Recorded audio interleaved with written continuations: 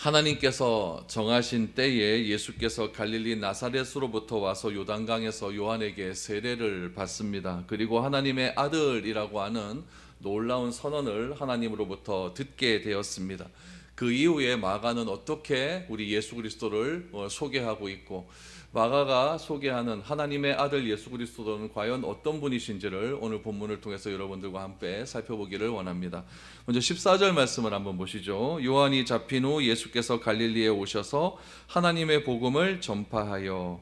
우리 오늘 본문이 요한이 잡힌 후라고 하는 말로 시작이 됩니다. 9절에서도 보니까 그때에 라고 하는 말로 시작했는데, 이 그때에 라고 하는 말이 요한이 광야에 등장한 그때를 가리키는 것이 아니라 하나님의 선지자가 예언한 그때가 때가 찼음을 그렇게 선언하는 그런 내용이다라고 말씀을 드렸습니다.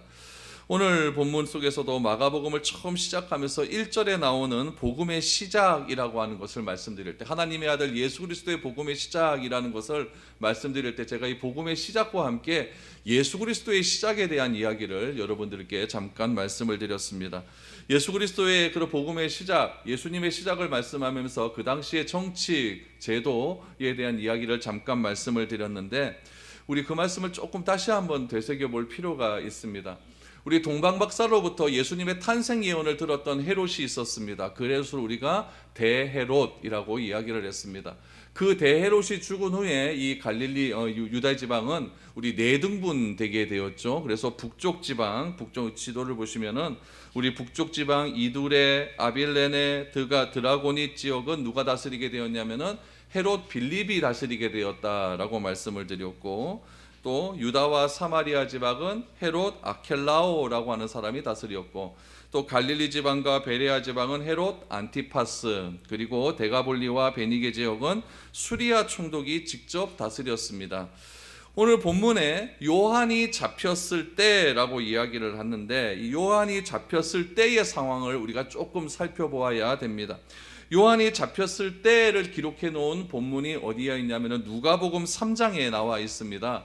누가복음 3장 19절에서 20절 말씀에 보면은 요한이 왜 잡혔는가가 나와 있죠. 19절을 보십시오. 분봉왕 헤롯은 그의 동생의 아내 헤로디아의 일과 또 자기가 행한 모든 악한 일로 말미암아 요한에게 책망을 받고 그 위에 한 가지 악을 더하여 요한을 옥에 가두니라 라고 말합니다. 분봉왕 헤롯이 나오죠. 여기서 말하는 헤롯은 누구시냐면은 갈릴리 지역과 베레아 지역을 다스리는 헤롯 안티파스를 이야기합니다. 이 헤롯 안티파스에게 두 가지 죄가 있다고 이야기합니다. 하나는 무엇이냐면은 그의 동생 아내 헤로디아의 일이라고 나와 있고, 또 하나는 20절에 보니까 그 위에 한 가지 악을 더했다라고 이야기를 하고 있습니다. 실제적으로 유대 역사에 보면 이 일이 기록이 되어 있습니다. 헤롯 안티파스는 AD 26년경에 첫 번째 부인을 버립니다. 첫 번째 부인을 버리고 동생의 부인이자 자신의 조카였던 헤로디아를 자신의 아내로 삼게 됩니다. 여러분, 자신의 부인을 버리고 자신의 동생의 아내와 결혼하는 일, 이 일은 율법에 금하고 있는 그런 일입니다. 유대인들에게 있어서 이 일은 굉장히 용서가 안 되는 그런 일들이죠. 특별히 분봉왕 헤롯이 다스리는 지역 갈릴리 지역과 갈릴리 지역은 또 유대인들이 많이 사는 그런 지역들 아니겠습니까? 그러니까 이 헤롯 안티파스가 행했던 이 일은 유대인들로부터 굉장히 지탄을 받고 있는 그런 일이었다라는 것을 알게 됩니다. 그런데 이런 일을 누가 지금 지적하고 있느냐? 세례 요한이 지적하고 있는 것이죠. 아내 버리고 동생의 아내와 결혼하는 일은 잘못된 일이다라고 지적을 했어요. 그러면은 헤롯 안티파스의 일은 유대인들에게 지지를 못 받지만 유대인들의 지지받는 사람이 한 명 등장을 한 거예요. 누구죠? 세례 요한이라는 이야기예요. 세례 요한이 요단강에서 세례를 베풀 때도 수많은 사람들이 모여서 요한의 말을 듣고 회개하며 세례를 받았다. 세례를 받은 일은 무엇이냐면 요한이 전하는 메시지가 자신에게 들어온 일이라고 말씀하지 않았습니까? 유대인들에게 절대적인 지지를 받고 있는 사람이 세례 요한이었다라는 이야기죠. 세례 요한의 비판을 받아들여서 이 헤롯 안티파스가 좀 고쳐졌으면 좋겠는데, 고쳐지는 것이 아니라 오늘 누가복음에 보니까 그 위에 악한 일을 한 가지 더했다라고 나옵니다. 그 일은 무엇인지는 정확하게 나와 있지는 않습니다. 그러니까 이 세례 요한은 이 헤롯 안티파스의 잘못된 일을 계속해서 지적하는 그런 사람이었죠. 그러니까 여러분, 권력받은 사람은, 권력을 잡은 사람은 어떻게 하겠습니까? 자신에 대한 계속 비판을 하니까 옥에 잡아 가둘 수밖에 없는 거죠. 잡아 가두는 것으로 끝나는 것이 아니라 이 사람을 죽이고 싶은 거예요. 그렇겠습니까? 죽이고 싶은 거죠. 근데 죽이지를 못합니다. 왜 죽이지 못할까요? 유대인들의 지지를 받고 있으니까요. 지금 헤롯 안티파스는 갈릴리 지역과 베레아 지역을 다스리고 있는데 그 지역에 통치하는 백성들이 누구나 다 유대인들이거든요. 유대인들의 지지를 받아야 자신의 어떤 지지 세력을 가지고 그렇게 정치를 할 수가 있을 것인데 그것이 안 되니까 세례 요한 이 사람을 죽이지도 못하고 살리자가 되니까 짜증나고 막 이렇게 되어 있었던 것이죠. 그런데 이런 일들 속에서 또 하나의 권력 잡은 사람이 등장을 합니다. 누구냐면은 헤롯 안티파스와 결혼했던 헤로디아 이 여왕이죠. 이 사람이 권력을 잡게 되었는데 이 세례 요한이 계속해서 이 결혼에 대한 일들이 잘못되었다 막 이야기하니까 이 헤로디아도 굉장히 화가 나는 거예요. 그래서 죽이고 싶은데 죽이지를 못하는 상황 아닙니까? 그래서 꾀를 내는 거예요. 무슨 꾀를 내었냐면은 헤롯 안티파스의 생일날 자신의 딸을 보내죠. 자신의 딸을 보내서 굉장히 춤을 이쁘게 추게 하니까 이 헤롯 안티파스가 너무너무 좋은 거예요. 네 소원이 무엇이냐? 내가 나라의 절반이라도 주겠다. 이랬더니 이 딸이 뭐라고 이야기를 했냐면은 세례 요한의 목을 주십시오라고 얘기하지 않습니까? 남자는 여자에게 함부로 소원을 얘기해라 말하면 안 됩니다. 그럼 큰일 나는 거예요. 그래서 결국 그 세례 요한이 그렇게 해서 죽게 되었던 것이죠.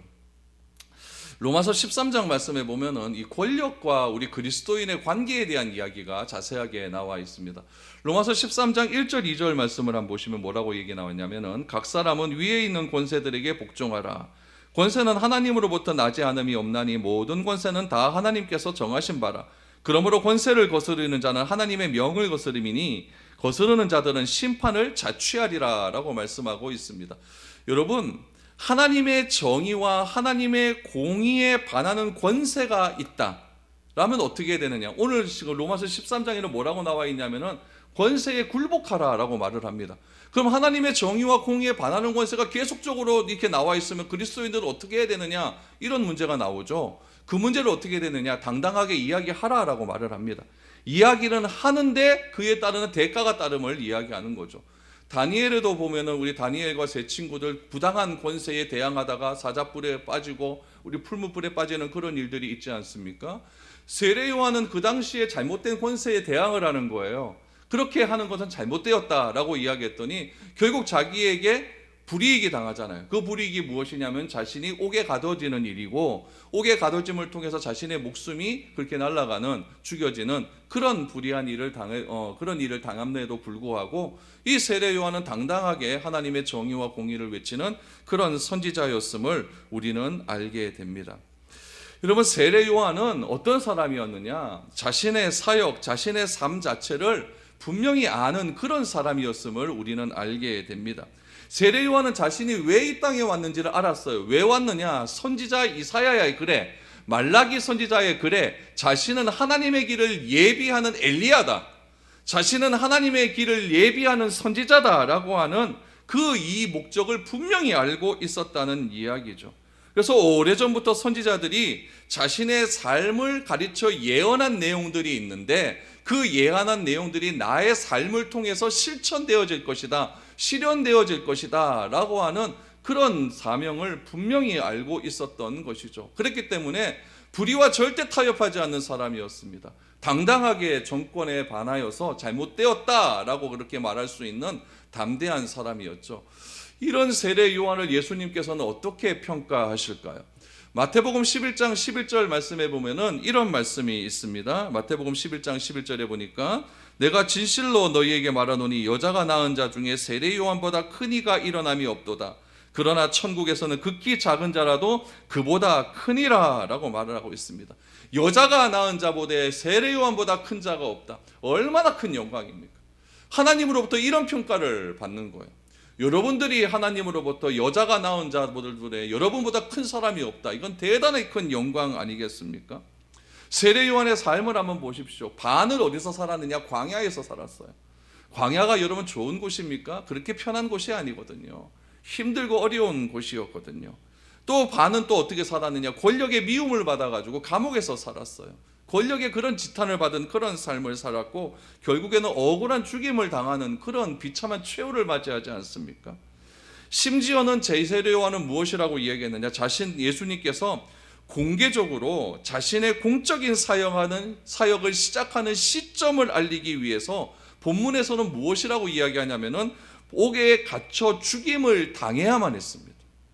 예수님의 출발점이 어디냐? 세례 요한이 옥에 갇히는 시점이라는 이야기예요. 우리가 살아가는 세상은요, 1인자를 기억합니다. 항상 1등을 기억하고 있죠. 2등은 싫어합니다. 그러나 세례 요한은 철저하게 2인자였어요. 2인자였지만 하나님으로부터 인정받는 2인자였습니다. 오늘날 세상은 1등이 되고자 우리 주변의 모든 친한 사람들을 다 밟고 일어나야 됩니다. 다 그 사람들이 다 나의 경쟁자입니다. 형제고 자매고 없습니다. 다 밟고 일어나야 됩니다. 그렇게 해서 내가 1인자가 되려고 애를 쓰는 것이 오늘 우리가 살아가는 이 시대의 모습입니다.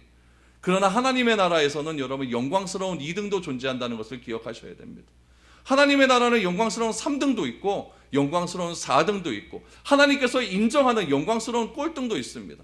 그렇다면 진짜 하나님 나라 천국에는 영광스러운 2등, 3등, 4등 이런 서열이 있느냐? 서열도 없어요. 하나님의 나라는. 하나님의 나라는 어떤 곳이냐? 모든 것이 다 평등한 곳입니다. 자유와 의가 공평과 공의가 넘치는 그런 곳입니다. 그런 곳에 무슨 서열이 있겠습니까? 내가 이 땅에서 뭘 더 한다고 해서 하나님 나라에서 내가 더 큰 상급을 받고 그런 게 도대체 어디에 있겠습니까?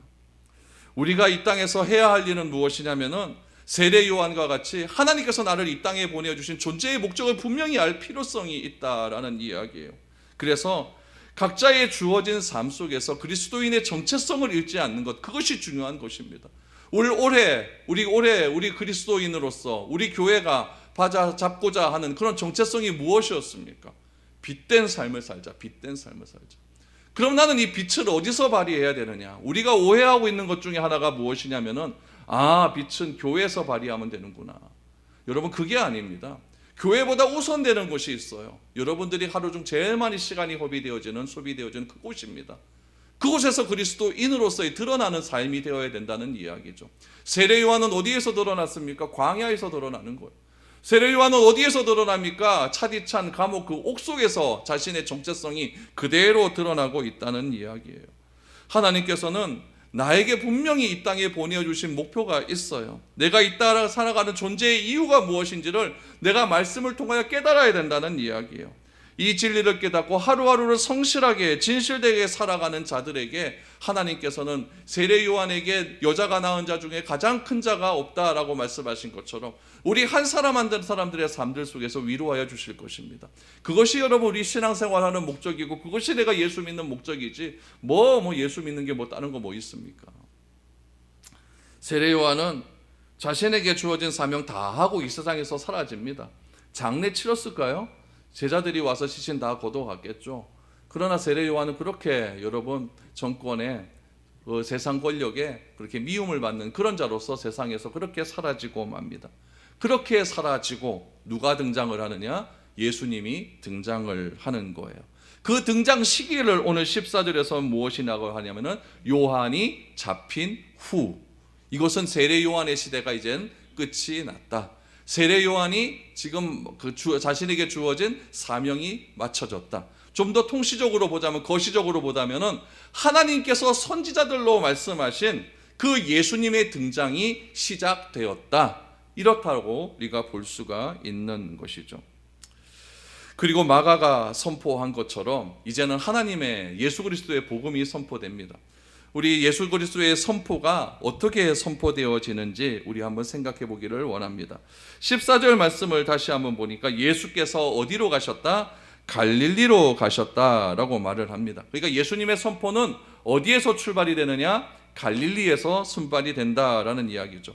여러분 다시 한번 우리 지도를 속에서 우리 한번 생각을 해볼까요? 예수님께서 세례를 받으셨어요. 예수님께서 시험을 받으십니다. 그 지역이 어디라고요? 유대 지역이에요. 유대 지역은 여러분 지도에서 보니까 남쪽이에요. 남쪽에 이렇게 있습니다. 남쪽. 그 색깔로 보시면 약간 보라색 밑에 있는 거 유대 지역. 거기가 유대 지역입니다.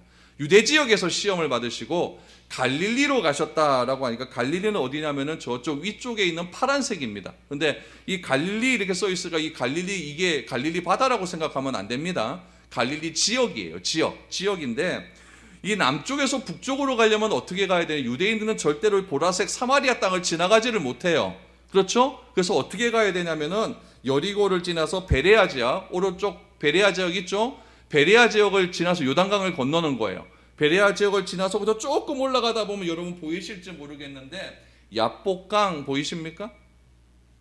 파란색 조금 위에 가시면은 보라색 바로 옆에 야복강이라고 하는 데서 그쪽으로 올라가서 이렇게 저쪽 펠라, 가다랴, 아르목강을 건너서 그렇게 갈릴리 지역으로 들어가게 됩니다.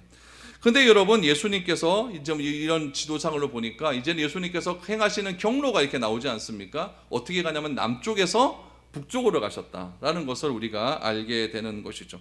그럼 예수님께서 남쪽에서 북쪽으로 가시는 도중에 무슨 일이 있었느냐? 요한복음 1장에 보면 남쪽에서 북쪽으로 가시는 도중에 빌립과 나다나엘을 전도하는 장면이 나옵니다. 근데 나다나엘을 어디서 전도했느냐? 거기 보니까 야복강에 나와요.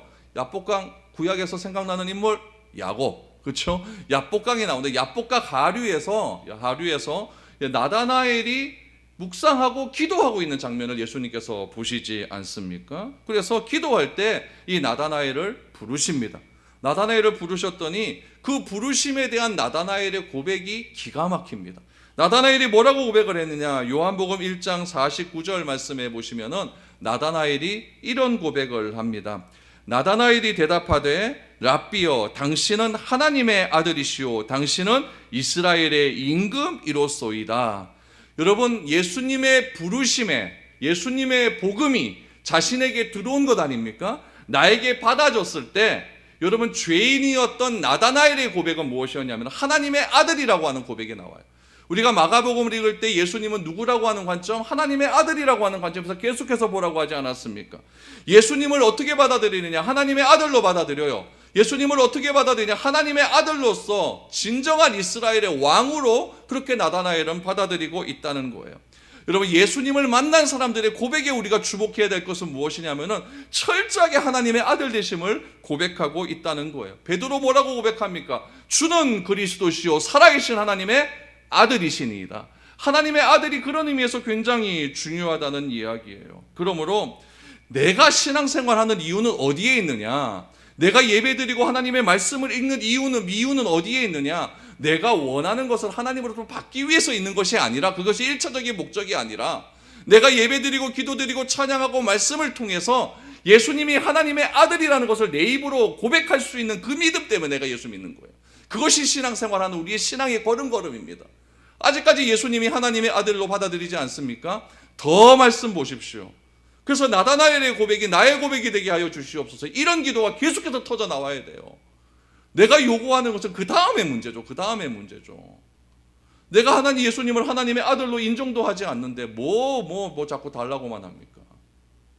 우리의 신앙의 걸음걸음이 그런 걸음이 되어야 된다는 이야기예요. 그래서 예수님께서 하나님의 아들이심의 고백이 나의 삶에 무슨 의미가 있고 예수님의 하나님의 아들이 내 생활 속에서 어떤 의미가 있는지를 찾아가는 과정, 그것을 우리는 무엇이라고 하면 신앙생활이라고 얘기하는 거예요.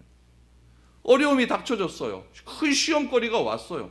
그럼 예수님이 하나님의 아들이라는 사실 때문에 내가 그 어려움과 시험을 극복해야 되는 것 아닙니까? 근데 그것이 극복 안 돼요. 그럼 신앙생활 뭐하러 합니까? 어떤 사람들은 절에 가서 부처님께 108번 절하고 나면은 내가 마음의 평안함이 온다고 그렇게라도 신앙생활을 하고 있는데, 우리는 예수님이 하나님의 아들이라고 하는 사실을 믿으면서도 내 어려움이 왔을 때 그 믿음이 나에게 아무런 의미가 없다고 하면 그 신앙생활하는 의미가 뭐가 있어요? 그러므로 우리의 신앙의 과정은 무엇이냐면 하나님의 아들 예수 그리스도, 그분이 나의 삶에 어떤 영향력이 있느냐, 어떤 의미가 있느냐, 내가 왜 신앙생활하고 있느냐, 그것을 내가 찾아가는 과정이에요. 그 과정을 우리 구원적인 관점에서 보면은 성화라고 얘기합니다. 성화. 그렇게 주님을 닮아가는 이야기죠. 여러분, 이것이 하나님의 일이에요. 이것이 하나님의 나라가 임하는 과정이에요. 예수님이 무엇이라고 선포하십니까? 갈릴리에 가셔서 하나님의 복음을 전파하기 시작을 하는 거예요. 그러면서 그 전파의 내용이 무엇이냐? 15절 말씀을 보십시오. 이르시되 때가 찼고 하나님의 나라가 가까이 왔으니 회개하고 복음을 믿으라 하시더라. 마가복음을 지금 여러분 15절까지 읽었는데 그 때라고 하는 말이 3번이 등장을 합니다. 9절에서 그때에, 오늘 보면 14절에서 요한이 잡히신 후에, 오늘 또 때가 찼고, 마가는 이 때를 강조하고 있는 거예요. 그 때가 언제냐? 선지자들이 강조했던 그 때가 지금 이르렀다라고 하는 그런 이야기죠. 때가 찼고 하나님의 나라가 가까이 왔어요. 가까이 왔기 때문에 우리가 해야 할 일은 무엇이냐? 예수님의 메시지의 핵심은 무엇이냐? 두 가지입니다. 회개와 믿음입니다. 회개와 믿음. 하나님의 나라가 가까이 왔기 때문에 우리는 뭐 해야 되느냐? 회개해야 된다는 거예요. 먼저 회개해야 되고 믿음을 강조하고 있어요. 그럼 믿음의 내용은 무엇이냐? 하나님의 복음이에요. 마가는 자신의 복음서를 시작을 하면서 하나님의 아들 예수 그리스도의 복음의 시작이라고 이야기를 했습니다. 그러면은 하나님의 아들 예수 그리스도의 복음의 시작이라고 했으니까 마가는 그것을 서술을 해줘야 돼요. 하나님의 아들이 왜 하나님의 아들이고, 왜 예수님이 하나님의 아들이시고, 왜 예수님이 메시아이신지, 왜 그분을 알아가는 것이 복음인지 기쁜 소식인지를 설명을 해 주어야 된다는 이야기예요. 그래서 마가는 이야기합니다. 갈릴리로 북쪽으로 올라가신 예수님께서 때가 차서 하나님의 복음을 선포하기 시작을 했다라는 말로 지금 예수님께서 하나님의 복음이라는 것, 하나님의 아들이라는 것, 그것을 지금 설명하기를 시작하는 거예요. 그 하나님의 복음을 무엇이라고 이야기하냐면 회개와 믿음이라고 한다면, 회개와 믿음으로 이루어지는 나라가 무슨 나라다? 하나님의 나라다. 이것을 우리는 알 수 있게 되는 거예요. 그래서 예수님은 하나님의 나라가 지금 나에게 가까이 왔기 때문에 뭐 해야 되느냐? 첫 번째는 회개해야 된다. 그리고 그 복음을 믿어야 된다. 이 점을 강조하고 있는 거예요. 그럼 예수님께서 하나님 나라를 설명하기 위해서 회개와 믿음을 강조했다고 한다면 하나님 나라는 도대체 무엇일까요? 하나님 나라가 도대체 무엇이기에 예수님께서 첫 번째 메시지가 회개하고 복음을 믿어라, 그 회개하고 복음을 믿는 것이 때가 찬 일이다 라고 이렇게 강조하고 있을까요? 여러분, 하나님 나라를 도식적으로 설명하자면, 그냥 일반적인 그냥 정의의 개념으로 설명하자면 이겁니다. 그냥 이건 좀 재미없어요, 이런 내용이. 뭐냐면 그래도 좀 알아야 되기 때문에 하나님의 절대적인 권능으로 통치하는 나라로 실제적인 하나님의 영향력이 미치는 곳. 좀 재미없죠, 그렇죠? 이런 내용은 재미가 없습니다. 하나님의 절대적인 힘이 있어요, 권능이 있어요. 그 권능이 통치되어지는 곳이에요. 근데 그 통치되어지는 것이 추상적으로 되어지는 것이 아니라 실제적으로 이루어지시는 곳, 그것이 바로 하나님의 나라다. 근데 여러분, 우리가 오해하는 건 뭐냐면은 실제적으로 이루어지는 곳이라고 했기 때문에 그 곳이라고 하는 것은 장소적인 개념 아닙니까? 어떤 장소에 국한되어 있다, 이렇게 생각할 수가 있어요. 그러나 하나님의 나라는 장소에 국한된 것이 아닙니다. 예를 들면 이런 거죠. 대한민국, 그러면 한반도라고 하는 그런 장소에 국한되는 것 아닙니까? 그러니까 하나님 나라가 실제적으로 통치가 이루어지는 곳, 그러니까 어떤 지역에 국한되는 것은 아니라는 거예요. 하나님의 나라는 어떤 곳이냐면 하나님의 통치가 실제적으로 이루어지는 곳이니까, 내가 예수를 믿었어요. 내가 예수를 믿어서 내가 지금 여기에 있잖아요. 그럼 이곳이 뭐가 된다? 하나님의 나라가 되는 거예요. 내가 지금 예수를 믿고 있어요. 내가 집에 갔습니다. 그럼 집이 뭐가 됩니까? 하나님의 나라가 되는 거예요. 내가 이마트 가고 싶어요. 가는 도로가 있어요. 그 도로 모든 과정이 뭐가 되는 것이냐? 하나님의 나라가 되는 거예요. 그러니까 하나님의 나라는 규정된 곳이 아니에요. 규정된 어떤 장소가 아니에요. 하나님의 통치가 실제적으로 이루어지고 있는 곳. 그러므로 내가 운전하고 가다가 어떤 놈이 싹 끼어들었어요. 에이, 이 카만 하나님의 나라가 거기서 날아가는 거예요. 그렇죠? 하나님의 통치는 그렇게 임하는 것이 아니기 때문에. 그러니까 우리가 하루하루 살아가면서 내 육신의 욕망을 절제하고 하나님의 성령의 영이 내 마음 가운데 자꾸 쳐 올라오는 거예요. 치고 올라와서 내 육은 자꾸 이상한 쪽으로 얘기하려고 하지만은 하나님의 영으로 말하는 그곳, 그것이 어디냐? 하나님의 나라예요. 그러니까 제가 누누이 말씀드리는 것이 우리의 정체성은 어디서 드러나야 된다? 여기서 드러나는 거 별 의미 없어요. 실생활 속에서 드러나야 된다는 것이 그런 의미가 있는 겁니다. 그래서 이 하나님의 나라는요, 여러분들이 꼭 이 두 가지를 생각하셔야 돼요. 여러분, 이것은 알고 있어야 됩니다. 첫 번째로 우리가 생각해야 될 것은 무엇이냐면은 하나님의 나라는 이미 우리에게 임했다. 이걸 꼭 기억하십시오. 이미 우리에게 임했다. 시제적으로는 과거 아닙니까? 그러니까 하나님의 나라는 이미 우리에게 임한 거예요. 예수님께서도 그렇게 말씀하십니다. 마태복음 12장 28절 말씀을 보시죠. 그러나 내가 하나님의 성령을 힘입어 귀신을 쫓아내는 것이면 하나님의 나라가 이미 너희에게 임하였느니라. 잘 보셨죠? 똑같은 말씀을 누가복음에서는 이렇게 설명합니다. 누가복음 11장 20절. 그러나 내가 만일 하나님의 손을 힘입어 귀신을 쫓아낸다면 하나님의 나라가 이미 너희에게 임하였느니라. 귀신을 쫓아내요. 근데 귀신을 쫓아내는 그곳이 하나님의 나라가 이미 임하였다라고 말을 합니다. 귀신이 왜 쫓겨납니까? 마태복음에서는 성령이 능력이 임했기 때문에 귀신이 쫓아났다라고 말을 합니다. 그러므로 우리 안에서 우리의 가정과 우리의 직장과 모든 삶의 터전 속에서 죄악의 능력이 떠나가는 곳은 무엇이 임했다? 하나님의 나라가 이미 임한 곳이에요. 여러분들의 삶 속에는 하나님의 나라가 이미 다 임했어요. 언제 임했습니까? 과거에 다 임했어요. 임했기 때문에 여기 앉아서 예배 드리는 거죠. 내가 하나님을, 예수님을 그리스도라 고백하고 하나님을 나의 아버지로 고백하는 그 순간 하나님의 나라는 이미 우리에게 다 임했다는 이야기예요. 그러므로 하나님의 나라는 이미 임했어요. 우리 가운데 과거에 다 임했어요. 또 하나 생각할 것은 무엇이냐면은 하나님 나라는 아직 완성되지 않았어요. 아직이란 말을 기억하십시오. 그러니까 우리가 살아가고 있는 것은 뭐냐면 이미와 아직 사이에 살아가는 거예요. 마태복음 8장 11절 말씀을 보시죠. 또 너희에게 이르노니 동서로부터 많은 사람이 이르러 아브라함과 이삭과 야곱과 함께 천국에 앉으려니와. 이제 우리가 동서로부터 많은 사람들이 이르러서 이제 아브라함과 이삭과 야곱이 있는 그 하나님의 나라에 우리가 가게 될 것이다 라고 말을 하고 있습니다. 아브라함과 이삭과 야곱이 있는 그 하나님의 나라는 완전한 하나님 나라 아닙니까? 그러니까 하나님 나라는 아직 우리가 기다려야 될 나라다라는 이야기예요. 그렇다면 그 하나님의 나라의 완성은 언제 이루어질까요? 예수님이 재림하실 때 이루어져요. 그러니까 우리는 이미 이루어졌고 아직 완전하게 이루어지지 않는 그 나라 사이에 살아가고 있는 거예요. 이미와 아직 사이를 우리는 뭐라고 이야기하냐면은 역사라고 이야기해요. 우리가 살아가고 있는 현재라고 이야기하는 거예요. 그래서 이미와 아직 사이에서는 항상 긴장이 있어요. 긴장 관계가 있어요. 내가 예수 하나님을 믿었는데 하나님 나라가 임했다라고 하는데 아직까지도 그게 잘 안 돼? 막 긴장되지 않습니까? 하나님의 예수님께서 이제 곧 재림하실 텐데 재림하시면 나를 어떻게 바라보실까? 긴장하고 있지 않습니까? 그러니까 이미와 아직 사이에, 과거와 미래 사이에 이 살아가는 우리 현재의 삶은 어떻게 살아가야 되느냐? 긴장하며 살아가야 돼요. 긴장하면서 주께서 나에게 주신 그 하나님 나라는 이미 나에게 임했다. 그렇다면 그 하나님 나라를 내가 어떻게 이루어 가야 될 것인가? 완성된 하나님 나라를 바라보면서 내가 어떤 삶을 살아가야 될 것인가? 그것을 내가 생각하며 하루하루를 살아가야 된다라는 이야기죠. 이 개념이 무엇과 똑같냐면 구원과 똑같아요. 그렇죠? 우리 구원도 내가 예수를 그리스도로 믿고 하나님의 아들, 내가 하나님의 자녀가 되었다는 사실을 믿는 순간 구원이 나에게 딱 임했다고 하지 않습니까? 그것을 그 순간 내가 죄의 종이었다가 하나님의 아들로 신분이 변화되었어요. 요거를 우리 과거적 의미에서의 구원이라고 했잖아요. 요걸 뭐라고 했죠? 칭의라고 그랬어요.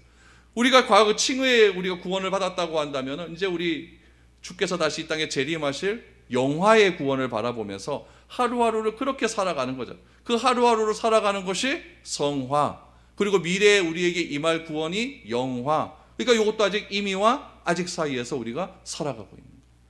성경은 다 그렇게 해석이 되어집니다. 하나님 나라라는 관점에서 해석이 되어져. 교회도 마찬가지입니다. 교회는 이미 우리에게 세워졌어요. 그럼 교회는 우리가 어떤 것으로 바라봐야 될까? 세상에서 성경적인 교회로서 우리가 그것을, 그 꿈을, 아직 이루어지지 않는 그 꿈을 바라보면서 그렇게 하루하루를 살아가는 거예요. 긴장 속에서 살아가는 거죠. 내가 어떻게 하면 성경적인 그리스도인이 될 것인가? 내가 어떻게 하면 하나님이 기뻐하시는 그리스도인이 될 것인가? 내가 어떻게 하면 빛을 발할 수 있는 그리스도인이 될 것인가? 그 긴장 속에서 그렇게 살아가면서 교회를 이루어가는 거예요. 그것이 진정한 의미에서의 교회라는 이야기죠. 그래서 우리가 이미와 아직 사이에서 살아가고 있습니다. 이미와 아직 사이에서 어떻게 살아간다고요? 긴장하며 살아가는, 막 팍 퍼져 살아가는 것이 아니라 긴장하며 살아가는 거예요. 그래서 내가 옛날에는 내가 구원받았다, 그러니까 막 살아도 된다, 막 이렇게 펑퍼짐하게 살아가고 있지만은 여러분 그건 아닙니다. 그건 구원파들이 가르치는 그런 구원의 개념이에요. 개혁주의 구원의 개념은 긴장하며 살아가는 겁니다. 이미와 아직 사이에서. 그래서 이미와 아직 사이에서 우리는 무엇을 해야 되느냐? 오늘 주께서 말씀하시는 것처럼 15절에서 하나님 나라가 이제 우리에게 임했으니까 뭐 해야 된다? 회개하고 복음을 믿어라. 이것을 말하고 있습니다. 그 회개는 무엇이냐? 여러분 회개. 우리 그 정치인들 이렇게 얘기하면 뭐 잘못했으면 나와서 사과하십시오 그러잖아요. 그렇죠? 그러면 그 정치인들이 유감을 표합니다. 뭐 이런 얘기 하잖아요. 이건 회개가 아니에요. 회개는 무엇이냐면은 완전히 죄로부터 돌이키는 거예요. 운전으로 말하면 유턴이에요. 유턴. 완전히 돌아가. 길을 바꾸는 의미가 있어요. 그래서 죄가 있는 자는 결단코 하나님 나라에 들어갈 수가 없는 거예요. 그러나 내가 죄를 지금 지었음에도 불구하고 하나님 나라의 백성으로 살아가는 이유가 무엇이냐면은 주께서 내가 과거에 칭의 내 죄가 없다라고, 내가 이제 의롭다라고 인정을 해주셨기 때문에 나는 하나님 나라의 백성이 된 것이지, 내가 뭐 잘해서 여러분 하나님 나라의 백성이 된 것은 아니다라는 것이죠. 그래서 예수님께서는 저녁에 찾아온 사람들에게 무엇이라고 이야기했냐면은, 내가 어떻게 하나님 나라 들어갈 수가 있습니까? 그랬더니 거듭나지 않으면, 새로 태어나지 않으면. 바울은 이것을 뭐라고 얘기했습니까? 새로운 피조물. 그러니까 사람은 고쳐 쓰는 게 아니라고 하잖아요. 그렇죠? 예수 하나님도 고쳐 쓰지 않고 완전히 새롭게 그렇게 말씀을 해 주시고 있는 것이죠. 그래서 먼저 이게 돌이켜야 된다. 하나님 나라 백성이 되기 위해서. 두 번째로 뭐 해야 된다? 믿어야 된다. 뭘 믿습니까? 복음을 믿어야 된다. 믿음이 주된 목적이지만 여러분 중요한 게 뭐냐면은, 무조건적 믿음은 굉장히 위험합니다. 무조건 믿어라 그렇다고 무조건 믿는 게 아니에요. 무조건 믿는 게 아니에요. 이 무조건적 믿음은요, 오히려 우리 신앙생활에 굉장히 잘못된 신앙으로 인도하는, 이끌어가는 그런 길이 될 수가 있어요. 믿음의 내용은 무엇이냐? 복음이에요. 복음. 그렇다면 이 복음은 무엇이라고 했죠? 좋은 소식이라고 그랬잖아요. 그래서 복음의 원래 의미, 유앙겔리오는 전쟁에서 이겼을 때 우리가 갖는 그 기쁨에 느낀 감정이라고 말하지 않습니까? 주께서 말씀하신 이 복음의 내용은 무엇이냐면은, 예수님께서 사탄의 세력을 이겼다라고 하는 그 기쁨의 소식이에요. 그래서 나는 더 이상 죄인이 아니다라고 하는 기쁨의 소식이죠. 그 소식이 나에게 적용될 때, 그 소식이 내가 인정할 때 나에게 기쁜 소식이 될 수 있다라는 것 아닙니까? 그러므로 복음을 믿으라라고 하는 것은 복음을 내가 받아들여야 된다는 얘기예요. 복음이 내 소식이 되어야 된다는 이야기예요. 그래야만 내 안에 하나님의 나라가 이루어질 수가 있는 것이죠. 하나님의 나라는 의와 공의와 의와 희락과 평강이라고 말씀하지 않습니까? 그 죄의 그 놀라운 그 억압 속에서 내가 이제 해방되었다라고 하는 그 기쁨의 소식이 내 기쁨이 되어야 내 안에서 의가 새로워질 수 있는 거, 내가 희락이 될 수가 있는 것이고, 내 안에서 평강이 일어날 수가 있는 것이지. 뭐 한다고 그래요? 뭐 갖고 내가 의롭게 되고, 내가 뭐 갖고 내가 희락하고 평강이 올 수가 있겠습니까? 그래서 예수님께서는 그 소식을 믿어라. 그것이 진짜 하나님의 나라다라고 말을 하고 있습니다. 그러면서 하나님의 나라에 대한 이야기를 예수님께서 요 말씀하시기 전에 실제적으로 우리에게 보여주십니다. 그 보여주심의 내용이 무엇이냐면은, 우리가 저 위에 보면 마가복음 1장 13절의 말씀이에요. 마가복음 1장 13절에 보니까, 광야에서 40일을 계시면서 사탄에게 시험을 받으시며 들짐승과 함께 계시니 천사들이 수종들더라. 저는 지난주에 이 13절의 말씀에 이런 의미가 있는 줄 몰랐어요. 그러나 하나님의 나라의 관점에서 들여다보니까 이 말씀의 의미가 또 새롭게 전개되기 시작합니다. 뭐가냐면은, 들짐승과 함께 계시니 라고 하는데, 그 함께라고 하는 전치사예요. 여러분, 들짐승과 사람은 기본적으로 함께 거할 수 있는 존재가 아닙니다. 늑대와 함께 있을 수 있어요, 여러분? 안 되잖아요. 여우와 함께 있으면 안 되잖아요. 근데 들짐승과 예수님이 함께 계셨고, 그 상황을 누가 수종듭니까? 천사가 수종들어요. 요 이야기가 이사야 선지자가 그대로 나와요. 이사야 선지자의 글을 한번 볼까요? 35장 9절에서 10절 말씀입니다. 거기에는 사자가 없고 사나운 짐승이 그리로 올라가지 아니하므로 그것을 만나지도 못하겠고, 오직 구속함을 받은 자만 그리로 행할 것이며, 여호와의 속량함을 받는 자들이 돌아오되 노래하며 시온에 이르러 그들의 머리 위에 영영한 희락을 띠고 기쁨과 즐거움을 얻으니 슬픔과 탄식이 사라지리로다. 이사야 선지자는 이렇게 얘기했어요. 우리 이런 노래 많이 불렀잖아요. 사막에 샘이 넘쳐 흐르리라, 독사굴에 어린 양이 뛰놀고 장난쳐도 울지 않는 참사랑과 기쁨의 그 나라가 이제 속히 오리라. 예수님은 시험을 받으시면서 우리에게 진짜 하나님의 나라가 무엇인지 자신의 삶으로 그대로 보여주셨어요. 그것이 무엇이냐면은 들짐승과 함께 거하시는 장면이에요. 그 거하시는 장면을 보여주고 난 뒤에 바로 이어지는 것이 무엇이냐? 하나님의 나라를 선언하십니다. 그러니까 이 마가가 이렇게 기술하는 이 기술의 순서가 정말 기가 막히다는 것을 우리는 알게 되는 것이죠.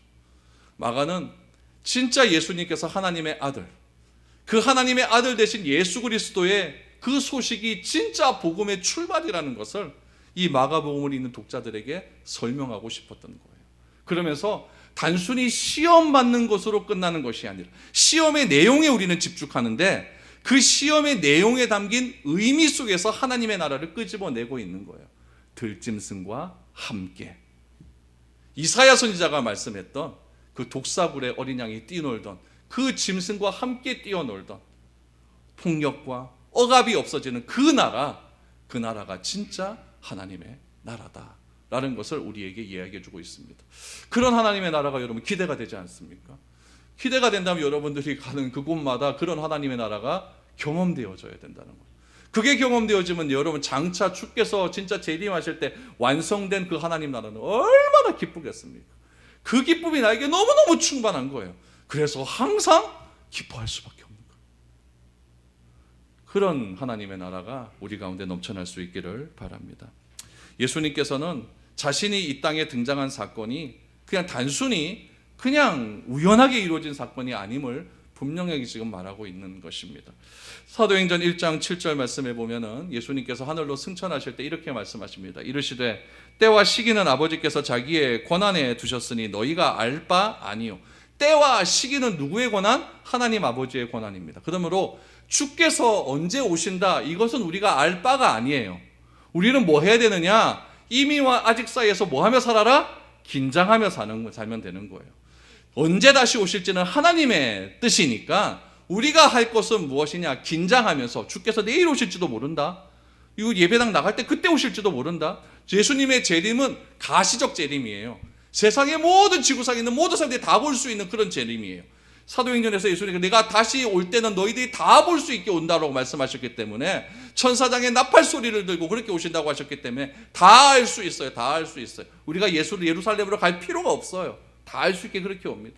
그 재림을 언제 오실지 모르지만은 반드시 오신다고 하는 그 긴장 속에서 내가 무엇을 누리며 살아가느냐? 하나님 나라를 누리며 살아가면 되는 겁니다. 그것이 우리의 신앙의 본질이라는 이야기예요. 오늘 주께서 때가 찼고 하나님의 나라가 가까웠으니 회개하고 복음을 믿으라 라고 말씀을 해주셨습니다. 이번 한 주간 살아가면서 이 말씀이 여러분 삶 가운데 깊이 적용될 수 있기를 축복합니다. 그래서 여러분들이 가는 곳곳마다 하나님 나라의 놀라운 은혜가 넘쳐날 수 있기를 축복드립니다.